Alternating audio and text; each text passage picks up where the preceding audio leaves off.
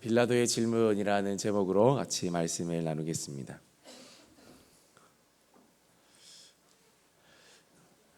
마가복음 15장 1절에 보니까 새벽에 대제사장들이 즉시 장로들과 서기관들 곧 온 공회와 더불어 의논하고 예수를 결박하여 끌고 가서 빌라도에게 넘겨주니라고 기록하고 있습니다. 예수님을 적대하는 사람들이 이 일을, 예수님을 잡아서 넘기는 일을, 그리고 죽이는 일을 의논하기 위해서 새벽에 모였고, 예수님을 죽일 방도를 찾아내기 위해서 온 공회가 모여서 이를 일사천리로 진행함을 보게 됩니다. 특히 사형과 같이 중대한 사건은 절대로 밤에 모여서 결정할 수 없음에도 불구하고 그들은 예수님에 대한 사형을 확정합니다. 처음부터 끝까지 전부 다 불법적으로 한 것입니다. 즉시 모여서 즉시 의논하고 즉시 결박해서 빌라도에게 넘겨주었습니다. 악을 향해 빨리 달려가는 사람들의 모습을 볼 수 있습니다. 악한 자들이 악한 일들을 지칠 줄 모르고 근면하게 행하는 것을 보고 있노라면 선한 일들을 바로바로 시작하지 못하는 우리의 때로는 게으른 모습들에 부끄러워지기도 하는 그런 모습입니다. 빌라도는 어떤 사람이었을까요? 빌라도를 잠깐 살펴볼까요? 빌라도는 세상적으로 성공한 사람이었습니다. 빌라도는 티베리우스 황제가 임명한 로마의 군인이었습니다. 기원 후 26년부터 36년까지 대략 유대의 통치자로 있었습니다. 빌라도가 실존 인물이었음을 직접 말해주는 증거들은 고고학적으로도 매우 많습니다. 그는요, 정치적 수완이 좋았던 사람으로 전해집니다. 왜냐하면 보통 총리의 재임 기간은 5에서 6년 정도였다고 합니다. 그런데 빌라도는 10년 동안 재임한 것으로 보아서 그의 정치적인 술수와 능력을 엿볼 수 있다는 겁니다. 그렇게 인간적으로 또 세상적으로는 나름 괜찮은 사람이었을지 몰라도, 그러나 영적으로 보면 그는 참 안타까운 사람이었고, 그리고 가여운 사람이었다고 할 수 있습니다. 눈앞에 구세주가 있고 눈앞에 하나님이 서 있음에도 불구하고 그것을 깨닫지 못하였다라는 것입니다. 오히려 중간에서 예수님을 넘겨주고 팔아버린, 자신의 신분과 권력과 지위를 이용해서 오히려 구세주를, 하나님을 팔아버린 그런 일종의 브로커 역할을 한 것입니다. 우리가 왜 좋은 자리, 왜 높은 자리, 또 왜 우리가 잘 돼야 되겠습니까? 신앙을 팔아먹기 위해서 우리가 그 자리에 가야 됩니까? 아닌 줄 믿습니다. 주님을 위해서, 주님의 영광을 위해서 우리는 그 자리에 있어야 될 줄 믿습니다. 그러나 불쌍한 가여운 빌라도는 그러지 못했습니다. 오늘은 빌라도의 세 가지 질문을 통해서 한번 오늘 말씀에 대해서 함께 살펴보기를 원합니다. 첫 번째로 빌라도가 어떤 질문을 했습니까? 유대인의 왕을 놓아 주기를 원하느냐라고 이렇게 질문했습니다. 마가복음 15장 9절을 보니까 빌라도가 대답하여 이르되 너희는 내가 유대인의 왕을 너희에게 놓아주기를 원하느냐. 빌라도는 현재 사람들의 눈치만 살펴보고 있습니다. 예수님을 대하는 방식이 사람들의 판단과 사람들의 원성에 의해서 좌지우지되고 있는 빌라도의 모습인 것입니다. 빌라도는 예수님에 대해서 비교적 중립적인 태도를 유지하는 것 같지만 사실 자기를 위해서 그러는 것입니다. 사람들이 좋아하면 좋은 것이고 사람들이 싫어하면 나쁜 것으로 받아들이고 있습니다. 그는 정치인이었기에 더욱 사람들의 눈치와 기분을 계속 살피게 되는 것입니다. 빌라도는 예수님을 신앙의 눈으로, 믿음의 눈으로 본 것이 아니라 정치적인 눈, 또 인간적인 눈으로만 바라보았습니다. 포퓰리즘이라는 말을 아시죠? 포퓰리즘은 대중의 인기에 영합하는 그런 정치 형태를 가지고 포퓰리즘이라고 합니다.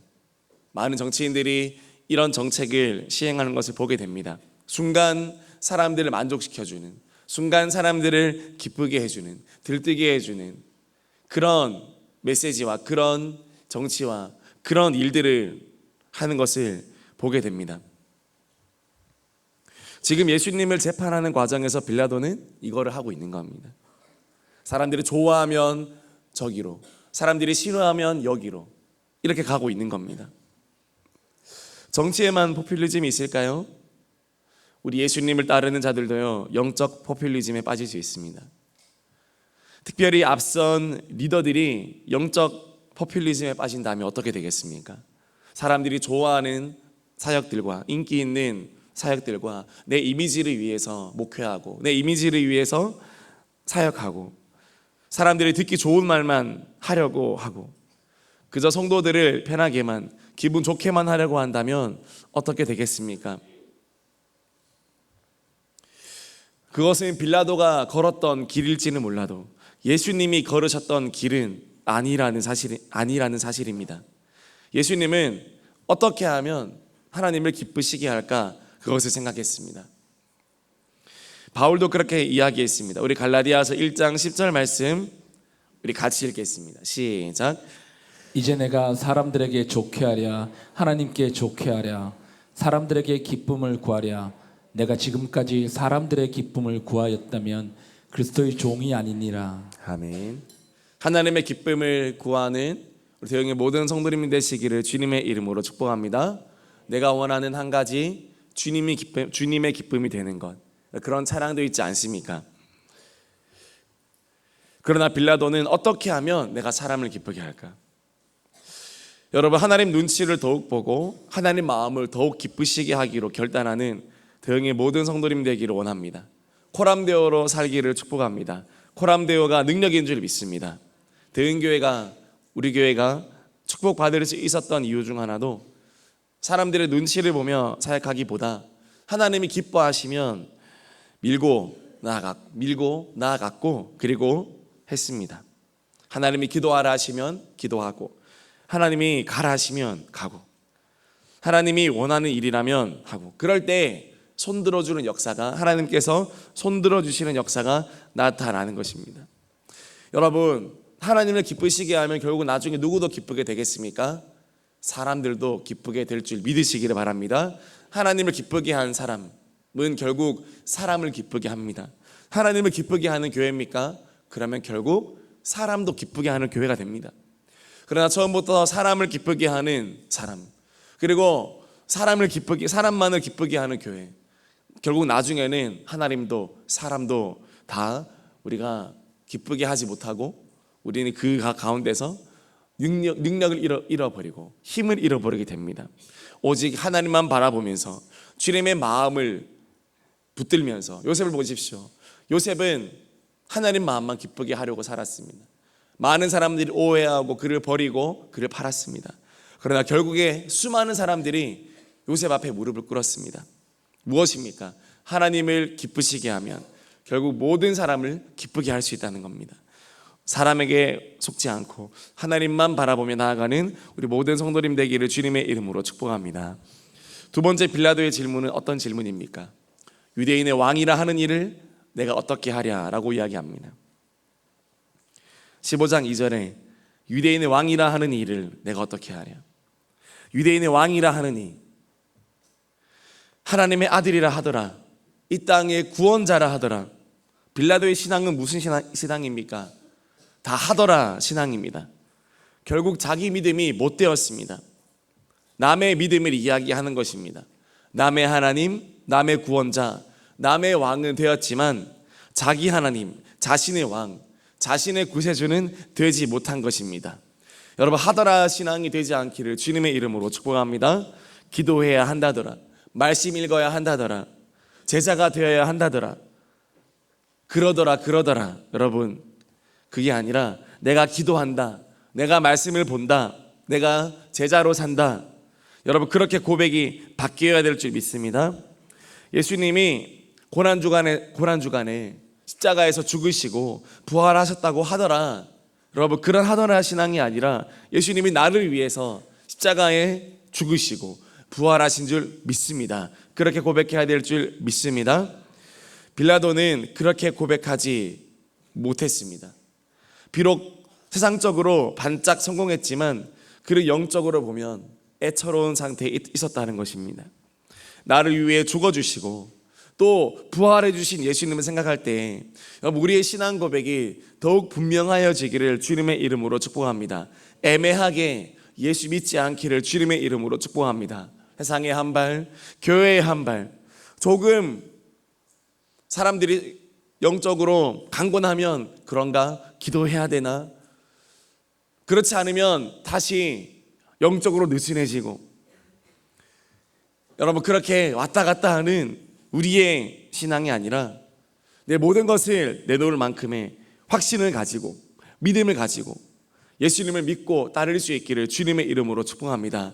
하더라 신앙, 그러더라 신앙이 아니라 예수님처럼 또 예수님의 제자들처럼 온전히 결단하면서 내가 죽기까지 따르겠습니다, 결단하는 믿음의 신앙을 회복하는 이번 고난주간이 되기를 주님의 이름으로 축복합니다. 마지막 세 번째로 빌라도는요, 무슨 악한 일을 하였느냐라고 이렇게 질문했습니다. 예수님이 무슨 악한 일을 하였느냐?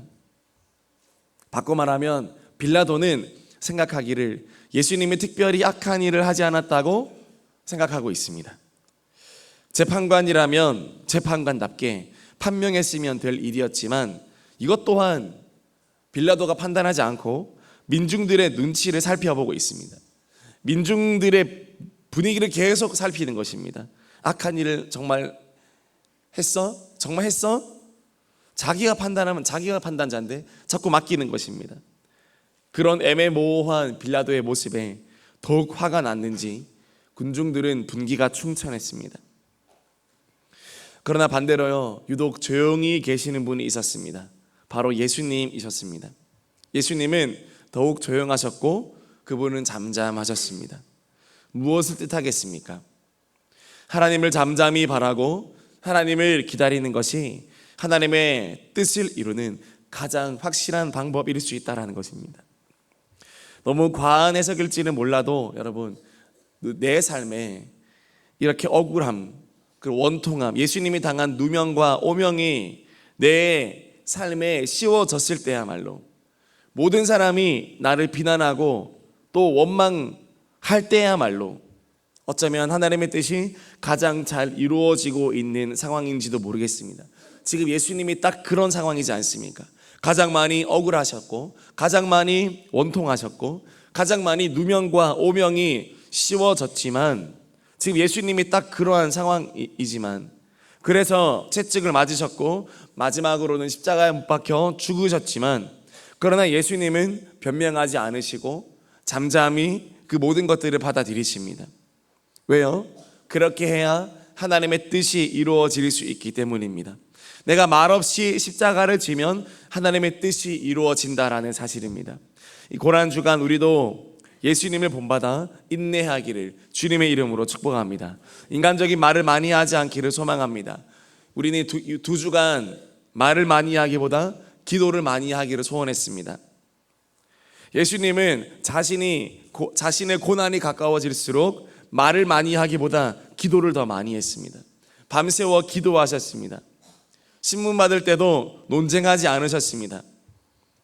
예수님은 도수장에 끌려가는 양처럼 잠잠하셨고 깊은 바다처럼 말이 없으셨습니다. 우리 이사야 53장 7절 말씀 같이 읽겠습니다. 시작. 괴로울 때에도 그의 입을 열지 아니하였으며 마치 도수장으로 끌려가는 어린 양과 털 깎는 자 앞에서 잠잠한 양같이 그의 입을 열지 아니하였도다. 아멘. 우리 사람에게는 입을 닫고 사람에게는 입을 닫고 하나님께는 입을 열기를 주님의 이름으로 축복합니다. 예수님은요, 속으로는 기도하셨을 겁니다. 무슨 기도를 했을까요? 나의 원대로 마옵시고 주님의 원대로 하옵소서. 주님의 뜻이 이루어지기를 원하나이다. 지난밤에 겟세마네 동산에서 계속 올려드렸던 간절한 기도를 예수님은 십자가에 달리시길 때까지 계속 속으로 되뇌이셨을 것입니다. 나의 원대로 마옵시고 주님의 원대로 하여 주옵소서. 여러분, 나의 원대로 되는 것이 아니라 주님의 원함대로 되는 것이 가장 좋은 일인 줄 믿습니다. 나의 뜻대로 되는 것이 아니라 주님의 뜻대로 되는 것이 가장 좋은 일인 줄 믿습니다. 우리는 나의 원대로, 내 뜻대로 되기를 소망하는 그 마음을 벗어버리고 주님의 뜻이 내 삶 가운데 이루어지게 해달라고, 주님의 뜻이 내 삶 가운데 성취되게 도와달라고 우리는 기도해야 될 줄 믿습니다. 결국 예수님에게는요, 십자가형이 선언되어지고요, 아무런 악한 일도 하지 않았지만 십자가에 못 박힙니다. 대신에 누가 풀려났습니까? 바로 악한 강도였던 바라바가 풀려났습니다. 우리 마가복음 15장 15절 말씀도 같이 읽겠습니다. 시작. 빌라도가 무리에게 만족을 주고자 하여 바라바는 놓아주고 예수는 채찍질하고 십자가에 못 박히게 넘겨주니라. 빌라도가 무리에게 만족을 주고자 하여, 빌라도는 끝까지 사람을 붙들고 늘어지는 그런 사람이었습니다. 빌라도는 무리에게 만족을 주고자 하여 바라바는 놓아주고 예수는 채찍질하고 십자가에 못 박게 넘겨주니라. 객관적으로 보아도 선하고 착한 예수님은 놓아주고 악한 강도였던 바라바를 예수님은 놓아준 게 아니죠. 예수님을 잡고 바라바를 놓아줍니다. 여러분, 바라바는 흉악범입니다. 바라바는 강도입니다. 그가 풀려나기 위해서 한 일은 아무것도 없었습니다. 그저 예수님이 대신 붙잡혀 가신 바람에 바라바는 자연스럽게, 거의 자동적으로 바라바는 풀려난 것입니다. 여러분 아십니까? 그런데 이것이 바로 대속의 원리입니다. 누군가가 죽으면 누군가는 산다라는 것입니다. 말이 좀 이상하긴 하지만 바라바는요, 강제로 풀려났습니다. 강제로. 그는 강제로 살아났습니다. 강제로 해방되었습니다. 왜요? 예수님이 강제로 붙잡히시고 그분이 강제로 죽임 당하셨기 때문에 누군가가, 한 사람은 교환돼야 됐습니다. 한 사람은 바꿔치기 해야 됐습니다. 그런데 그게 바로 흉악범 바라바였습니다. 여러분, 예수 그리스도의 복음은 이보다 더 강력한 십자가의 복음인 줄 믿으시기를 바랍니다.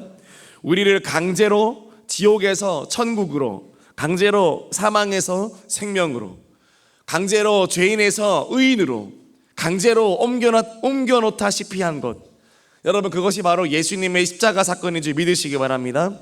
예수님의 두 손에 채여있던 쇠고랑만으로도 바라바 같은 흉악범을 강제로 풀어놓을 수 있었더라면, 예수님의 두 손과 두 발을 뚫어버리고 또 으스러뜨려 버리고 모든 피를 흘려버리실 정도의 깊은 고통이라면, 여러분, 얼마나 저와 여러분을 더욱 자유케 하고 해방케 하고 구원케 하겠습니까?